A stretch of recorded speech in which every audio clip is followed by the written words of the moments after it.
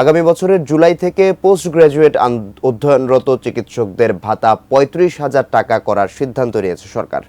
তবে এই সিদ্ধান্ত প্রত্যাখ্যান করে জানুয়ারি থেকেই ন্যূনতম ভাতা ৩৫,০০০ চালুর দাবিতে অনড় আন্দোলনরত চিকিৎসকরা। দীর্ঘ সময় গুরুত্বপূর্ণ শাহবাগ মোড় অবরুদ্ধ থাকায় রাজধানীর অন্যতম প্রধান সড়কটিতে প্রচণ্ড যানজট ছিল রোববার দিনের অনেকটা সময়। ট্রেনি চিকিৎসকদের ভাতা ২৫,০০০ থেকে ৫,০০০ বাড়িয়ে ৩০,০০০ টাকা নির্ধারণ করে ২৩ ডিসেম্বর রাতে প্রজ্ঞাপন জারি করে সরকার।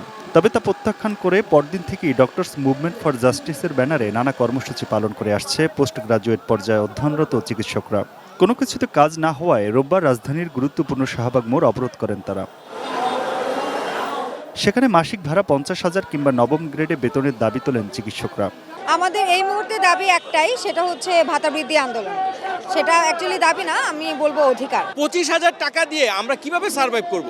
কারণ আমরা এই যে ট্রেনিংয়ের বাইরে আমরা অন্য কোথাও কোনো চাকরি, ডিউটি, চেম্বার কোথাও কোনো কিছু করতে পারি না, সেটা আইনেও নাই। বিসিবিএস ট্রেনের জন্য প্রজ্ঞাপন দেওয়া হয়েছে, বিএসএমটা এখনো আসে নাই। যেটাই হোক না কেন, যে প্রজ্ঞাপনই দেওয়া হোক না কেন, এটা আসলে আমাদের মতো একটা প্রহসনের প্রজ্ঞাপন হয়েছে। বিকেলে প্রধান উপদেষ্টা স্বাস্থ্য মন্ত্রণালয় বিষয়ক বিশেষ সহকারী ডাক্তার সাইদুর রহমান তার বাসায় আন্দোলনরত চিকিৎসকদের সাথে আলোচনায় বসেন। সেখানে ভাতা বাড়িয়ে ৩৫,০০০ টাকা করার সিদ্ধান্ত হয়। তবে তা আগামী বছরের জুলাই মাস থেকে, এমন সিদ্ধান্তেও নাখোশ আন্দোলনকারীরা। ৩০,০০০ টাকা করে জানুয়ারি থেকে এবং পরবর্তী জুলাই মাসে ৩৫,০০০ টাকা করা হবে। বেশি পাকা টমেটো আর সিক্রেট রেসিপির কম্বিনেশনে তৈরি প্রাউন সস, সসের বস। এটা তো অনেক আগে, আপনারা হয়তো জেনে থাকবেন যে ২০১৭ সালে সিন্ডিকেটে পাস হয়েছিল ৩০,০০০ টাকা। ১৭ সাল আর আজকে হচ্ছে ২০২৪ সাল। মূল্যস্ফীতির কারণে এমনিতেই তো প্রায় ৫০,০০০ টাকা হওয়ার কথা।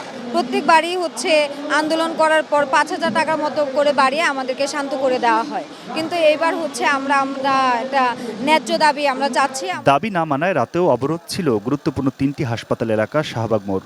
অবশেষে জনভোগান্তির কথা বিবেচনা করে রাত ১০টা নাগাদ সড়ক অবরোধ কর্মসূচি স্থগিত করলেও সোমবার নতুন কর্মসূচি পালন করবেন doctors movement for justice. Sir আমাদের একটা সমাধান দিবেন এবং এই আশায় আমরা কালকে ডাক্তার ইউনূস স্যারের সাথে আমরা দেখা করতে চাই। আমরা বটতলায় 10টার দিকে জমায়েত হব এবং 11টার দিকে ইনশাআল্লাহ আমরা স্যারের বাসার অভিমুখে রওনা দেব। Aminul Islam, ATN news, Dhaka.